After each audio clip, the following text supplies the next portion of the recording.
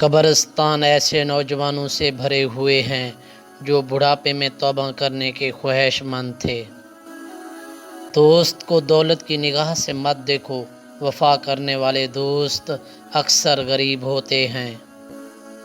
ہر مشکل کے وقت کہا کرو لا حول ولا قوت الا باللہ العلی العظیم، مشکل آسان ہو جائے گی۔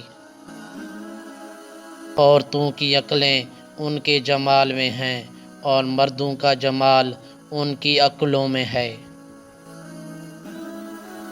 کسی انسان کی محبت پانا چاہتے ہو تو اس کو بتا دو، کیونکہ زندگی موقع کم اور دھوکہ زیادہ دیتی ہے۔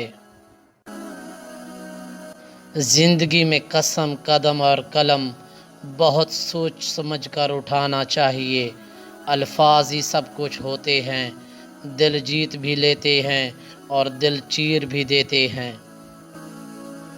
جب کوئی دوست تمہیں اپنا راز بتائے تو یہ سمجھ لینا کہ وہ تمہیں اپنی عزت امانت دیتا ہے، اس میں کبھی خیانت مت کرنا۔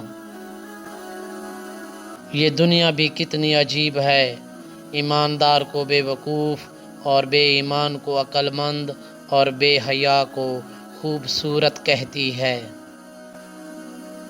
جس نے اپنی پریشانیوں کو لوگوں پر ظاہر کیا تو وہ اپنی ذلت پر راضی ہو گیا۔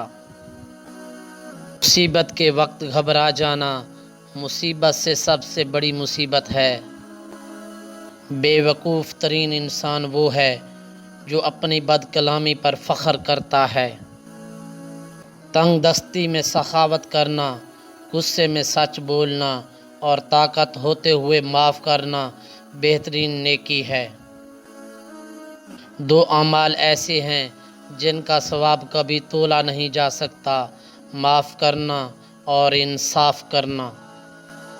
اگر کوئی تم سے جلتا ہے تو بجائے غصہ ہونے کے ان کی جلن کی قدر کرو، کیونکہ یہی وہ لوگ ہیں جو تمہیں خود سے بہتر سمجھتے ہیں۔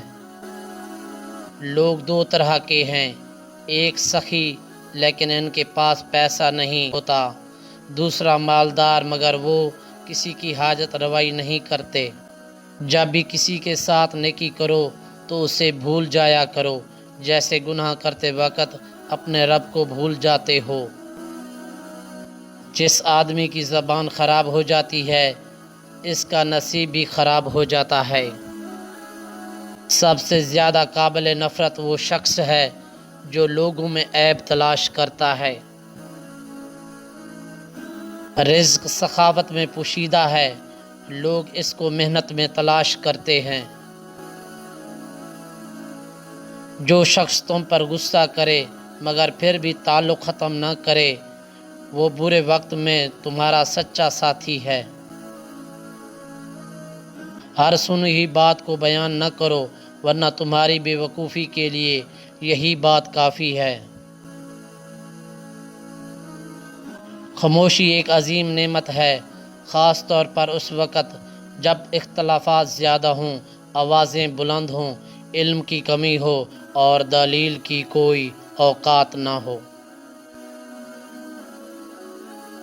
برائی کی مثال ایسی ہے جیسے پہاڑ سے نیچے اترنا، ایک قدم اٹھاؤ تو پھر باقی قدم اٹھتے چلے جاتے ہیں، اور اچھائی کی مثال ایسی ہے جیسے پہاڑ پر چڑھنا، ہر قدم پچھلے قدم سے مشکل مگر ہر قدم پر بلندی ملتی ہے۔ کم ترین علم وہ ہے جو زبان پر رہے، بلند ترین علم وہ ہے جو کردار سے ظاہر ہو۔ حق بات کی پہلی نشانی ہے، اس کی ہمیشہ مخالفت ہوتی ہے، جس کی کوئی مخالفت نہیں وہ قطعاً حق نہیں۔ غربت انسان کو اپنے ہی شہر میں اجنبی بنا دیتی ہے۔ اگر میری زندگی میں دکھ نہ ہوتے تو میں اپنے رب کے ساتھ دعا کا رشتہ کیسے نبھاتا۔